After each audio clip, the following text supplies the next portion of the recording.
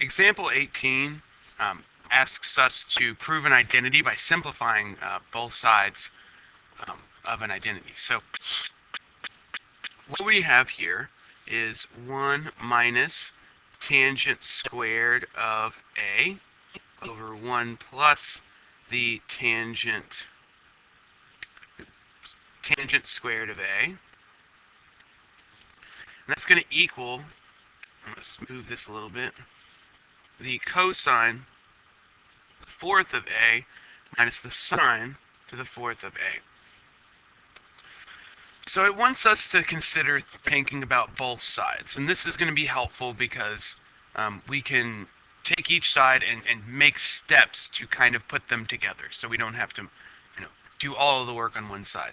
So what we want to try to do here is get them in terms of the same stuff. So that's something that's very important to do right off the bat. What we see is we've got sine and cosine on one side, and we have tangent on the other. So we can go ahead, I think it would be best to go ahead and change things to where they are in terms of tangent, or excuse me, in terms of sine and cosine first. So what I'm going to do is change this to 1 minus sine squared of A over cosine squared of A divided by 1 plus the sine squared of A over the cosine squared of A. So we'll do a little bit more with this in a minute, but it's good to get that in the same terms because we already have the terms like that over here. Now, how can I simplify the right side? Well, there's a form that we use a lot that says that if you have a squared minus b squared, that's the same as a plus b times a minus b. And so we can apply that with these to the fourth power because we're subtracting them. So what we're going to see here is that this is going to simplify to cosine squared of a plus sine squared of a times cosine squared of a minus sine squared of a. So this is just an application of the difference of squares rule. It's a really popular mathematical factoring tool.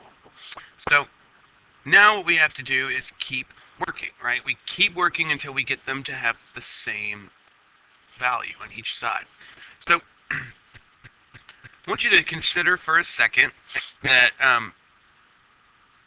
what we can do is consider this 1 as being a 1 over 1 just for a second.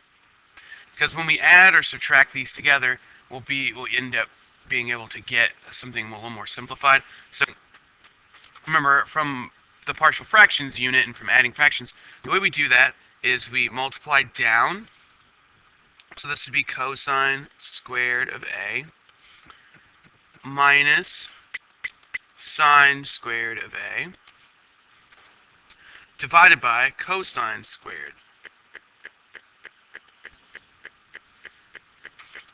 And that's going to be divided by virtually the same thing, except it's going to be a plus in the middle. So we're going to get cosine squared of a plus sine squared of a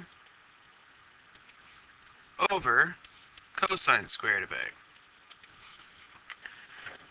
You may be asking, you said you were going to simplify that side, and now it looks crazy.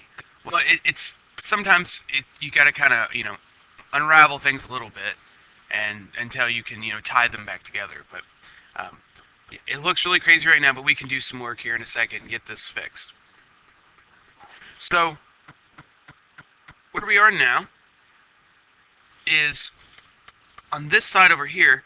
This is actually the number 1, right? We know that from an identity. Cosine squared plus sine squared is always 1. And so this side over here is cosine squared of a minus the sine squared of a. Now, we're going to leave it like this for now because I think this is fairly simple and I can work with this.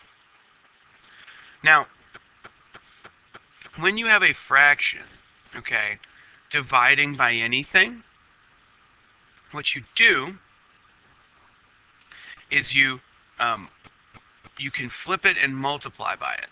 Okay, so what I have here is the top part. Think of it as it remains the same. So I get cosine squared of a minus the sine squared of a over the cosine squared of a. And I'm going to multiply that by the denominator flipped upside down. The cosine squared of a over the cosine squared of a plus the sine squared of a. Well, this is advantageous for us because what we have here is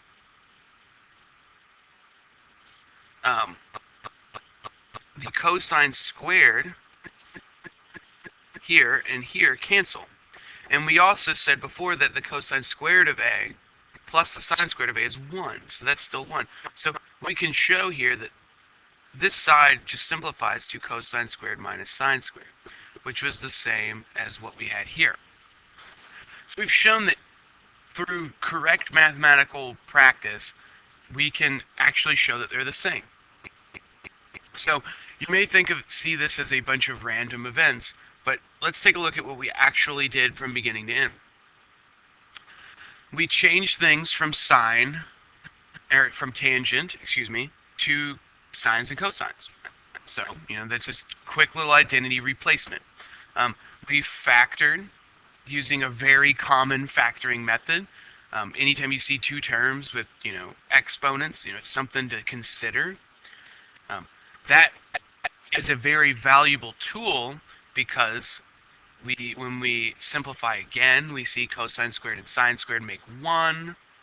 And we also see that we added fractions together. That's not overly complicated. You just have to know the procedure for it. And then we divided fractions. So we did very basic mathematical practices, but when we're applying them with trig, you've got to make sure that you keep your stuff together, and so that you can cancel and you can replace things that are necessary. But working with both sides, make sure you keep them separate. Do not add from side to side. Keep them separate and work to make them the same.